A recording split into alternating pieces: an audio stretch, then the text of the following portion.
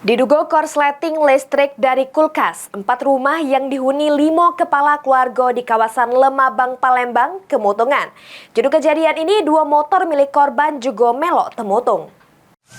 Izin Pak Camat melaporkan kebakaran di wilayah RT 34 RW 13 Kelurahan Boilir.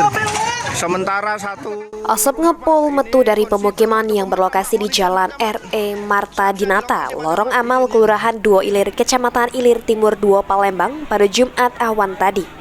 Petugas damkar yang dibantu warga berjibaku memidam ke api yang terus berkobar di 4 rumah dengan 5 kepala keluarga ini. Kejadian bermula pas pemilik rumah bernama Saifuddin keluar rumah untuk beli nasi. Pas dirinya balik rumah, sudah dikepung api sehingga nak nyelamat ke 2 motor pun tidak bisa.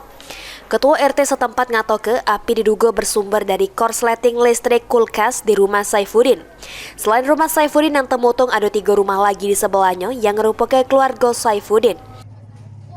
Paknya tadi keluar nak beli nasi, katanya tadi tuh kan, tahu pas balik lah ini kan ada asap bunyinya, katanya dari kulkas katanya. Kerja itu sih.